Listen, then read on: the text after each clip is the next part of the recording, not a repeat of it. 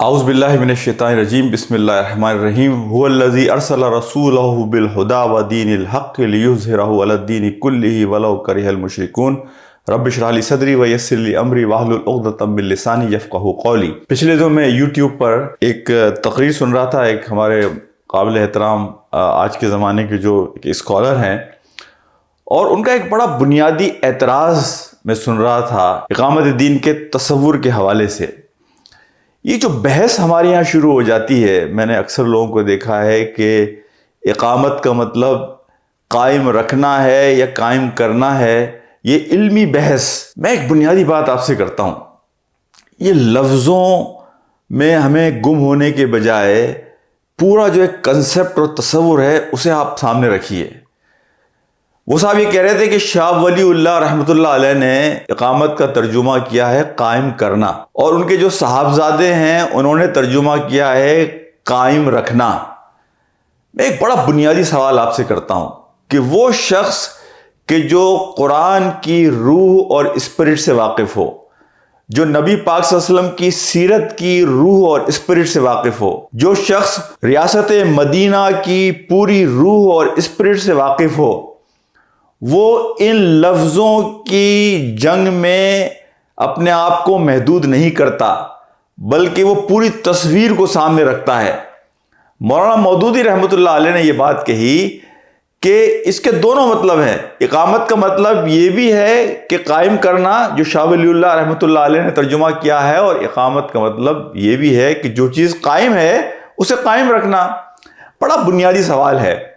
اگر کسی چیز کے بارے میں اللہ سبحانہ و تعالیٰ یہ حکم دے رہے ہیں کہ اسے قائم رکھنا، تو یہ کامن سینس کی بات ہے کہ اگر وہ چیز قائم نہیں ہے تو اسے قائم کرنے کی کوشش کرنے کا مطلب اس میں آلریڈی موجود ہے۔ اور ہر نبی کی سیرت کو آپ دیکھیے، مولانا مودودی رحمۃ اللہ علیہ نے جو بات کہی، انہوں نے یہی کہا کہ اس میں دونوں مطلب ہیں، قائم رکھنا اور قائم کرنا، اور یہی ہمیں ہر نبی کی سیرت سے ملتا ہے کہ ہر نبی نے اگر اللہ کا دین پہلے سے قائم تھا تو اسے قائم رکھنے کی کوشش کی، اور اگر وہ قائم نہیں تھا تو اسے قائم کرنے کی کوشش کی۔ یہ کامن سینس کی بات ہے، اور یہ علمی بحث یعنی علمی لوگوں کے درمیان تو ٹھیک ہے، لیکن اس کے نتیجے میں عام لوگوں کو کنفیوز نہیں کرنا چاہیے۔ میں اس میں ایک بڑی حیرت انگیز بات مجھے لگتی ہے کہ بعض اوقات بڑی سمپل سی چیزیں جو بالکل صاف نظر آ رہی ہوتی ہیں، بہت بڑے بڑے لوگوں کو وہ چیزیں نظر نہیں آتی، ان کی نظروں سے اوجھل ہو جاتی ہیں۔ اللہ کی کیا اس میں مصلحت ہے، میں یہ اس پر تبصرہ نہیں کرتا، لیکن قرآن کا ایک عام قاری، نبی پاک صلی اللہ علیہ وسلم کی سیرت کو پڑھنے والا ایک عام آدمی، نبیوں کی پوری تاریخ سے واقف ایک عام آدمی بھی یہ نتیجہ اخذ کر سکتا ہے کہ یہ اللہ کا دین قائم کرنے اور قائم رکھنے کے لیے آیا ہے۔ پھر ایک اور اعتراض وہ صاحب یہ کر رہے تھے کہ پوری تاریخ میں آپ مفسرین کو پڑھ لیں، جس نے اقامت کا ترجمہ اور تفسیر کی ہے اس نے کہیں یہ بات نہیں لکھی کہ قائم کرنا یہ مسلمانوں کی ذمہ داری ہے۔ بڑا سمپل سا اس کا جواب ہے، 1922 سے پہلے پورے اس دورانیے میں تقریباً خلافت کسی نہ کسی صورت میں موجود رہی ہے، کمزور رہی، طاقتور رہی، لیکن مسلمانوں میں خلافت کا تصور، خلافت قائم رہی۔ یہ پورا فنومینا 1922 کے بعد کا فنومینا ہے کہ مسلمانوں کو غلام بنا لیا گیا اور جو کولونائز کر لیا گیا، اور اس کے بعد ایک جدوجہد کی ضرورت تھی، اس قرآن کے تصور کو دوبارہ سے لوگوں کے ذہنوں میں تازہ کرنے کی ضرورت تھی۔ گو کہ یہ بحث اقامت کی آپ کو ابن تیمیہ کے زمانے میں ملے گی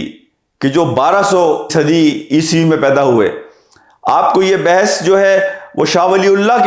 کے یہاں ملے گی جو 17ویں صدی عیسوی میں پیدا ہوئے۔ لیکن میں یہ بات کہتا ہوں کہ 1922 کے بعد تو یہ ایک بالکل نیا رخ امت نے اختیار کیا۔ 1922 کے بعد خلافت عثمانیہ کے زوال کے بعد تو مسلمان بالکل مردہ ہو چکے تھے، ان کے حوصلے بالکل پست ہو چکے تھے۔ اس مردہ جسم میں جان ڈالنے کا کام اقامت دین کے تصور کو دوبارہ سے زندہ کرنا ذہنوں میں، یہ مولانا مودودی رحمۃ اللہ علیہ، سید قطب شہید، حسن البنا شہید، علامہ اقبال، یہ وہ حضرات ہیں کہ جنہوں نے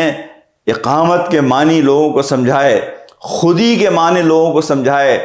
دوبارہ سے پوری امت کو زندہ کرنے اور کھڑا کرنے کا عزم اور ارادہ کیا۔ تو میں یہ بات کہتا ہوں کہ 1922 سے پہلے کی تفاسیر جو آپ پڑھتے ہیں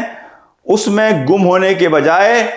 آج کے حالات میں، آج کا وقت آپ سے کیا تقاضا کرتا ہے، یہ قرآن کے معنی، جس طریقے سے یہ بات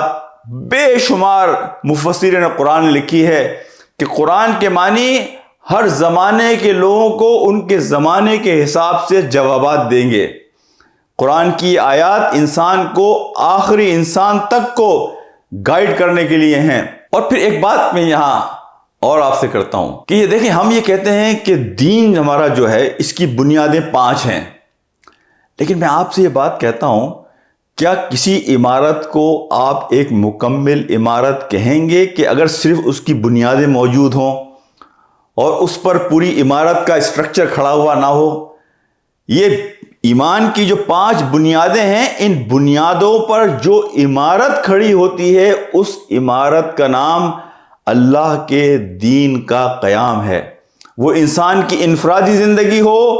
یا انسان کی اجتماعی زندگی ہو، یہ بنیادیں تو آپ کو صرف فاؤنڈیشن فراہم کرتی ہیں، لیکن اس فاؤنڈیشن پر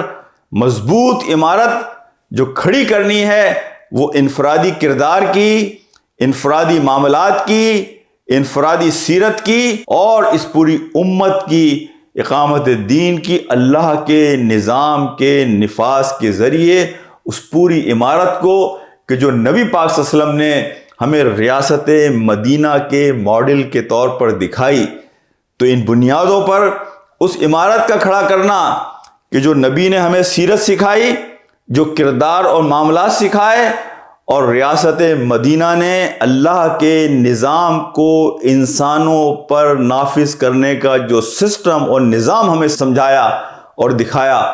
اس نظام کو قائم کرنے کی کوشش کرنا ہر مسلمان کا پریکٹیکل نصب العین ہے۔ پریکٹیکل نصب العین ہے کہ یہ نیت کرنا کہ میں اللہ کے دین کو غالب کرنے کی کوشش کروں گا،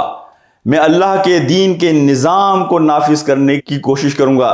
وہ نظام کہ جس کی اللہ کو ضرورت نہیں ہے، انسانوں کو ضرورت ہے، جو انصاف کا نظام ہے، جو ہر ایک کو اس کا حق دیتا ہے، جو پین اور سفرنگ کو دور کرتا ہے، جو انسانوں کے لیے اس دنیا کو بھی جنت بناتا ہے اور انہیں اگلی جنت کا حقدار بھی بناتا ہے۔ تو اس دین کے غلبے کے لیے مجھے کوشش کرنا ہے، یہ میرا پریکٹیکل نصب العین ہے، میرا الٹیمیٹ نصب العین ہے اللہ کی رضا کا حصول۔ لیکن اللہ کی رضا کے حصول کے لیے مجھے اپنے آپ کو نحنو انصار اللہ ڈکلیئر کرنا ہوگا، مجھے اللہ کا مددگار بننا ہوگا، مجھے اللہ کا اصل معنوں میں خلیفہ بننا ہوگا۔ اور اللہ کا مددگار اور خلیفہ وہی ہے کہ جو اس زمین پر اللہ کے نظام کو قائم کرنے کی کوشش کرتا ہے، جو اپنے وجود پر، اپنے ارد گرد کے ماحول پر اور اس ساری سرزمین پر اللہ کے دین کو قائم کرنے کی کوشش کرتا ہے۔ تو اگر میں ریکیپ کروں اپنی بات کو، تو اس بحث میں پڑھنے کی ضرورت نہیں ہے کہ اقامت کا مطلب قائم کرنا ہے یا قائم رکھنا ہے۔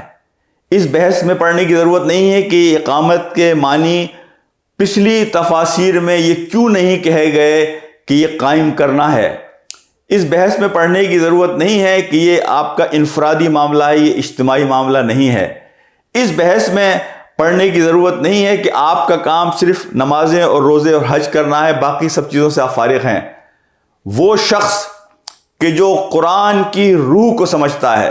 جو نبی کی سیرت کی اسپرٹ اور روح کو سمجھتا ہے، اس کے لیے یہ واضح پیغام موجود ہے کہ اللہ کے دین کو غالب کرنا یہ انسان کا الٹیمیٹ گول ہونا چاہیے، اس کی نیت ہونی چاہیے، اس کا انٹینشن ہونا چاہیے، اس کا ارادہ ہونا چاہیے، اور اس میں وہ جتنی کوشش کر سکتا ہے، وہ جہاں موجود ہے، یہ گلوبل ولیج ہے. اب آپ جہاں سے بیٹھ کر جتنی اس میں کوشش کر سکتے ہیں، جتنے رنگ بھر سکتے ہیں، آپ کو اپنی استطاعت، اپنی لمیٹیشن، اپنی کیپیسٹی کے مطابق کرنے کی کوشش کرنا چاہیے. تو اس دن کہ جس دن سب اللہ کے سامنے حاضر ہوں گے، آپ سرخ روح ہو کر، آپ اللہ کے مددگار دنیا میں جو بنے تھے اس تاج اور اس ٹائٹل کے ساتھ اٹھائے جائیں گے کہ یہ وہ لوگ تھے کہ جو اللہ کے مددگار تھے، اللہ کے مجاہد تھے، اللہ کے سپاہی تھے، کہ جنہوں نے اپنی زندگیوں پر اللہ کے دین کو غالب کرنے ہی کی کوشش نہیں کی، بلکہ زمانے کو بھی ظلمتوں سے، اندھیروں سے نکال کر اللہ کے نور اور روشنی کی طرف لانے کی کوشش کی. وآخر دعوانا ان الحمد للہ رب العالمین. السلام علیکم ورحمۃ اللہ وبرکاتہ.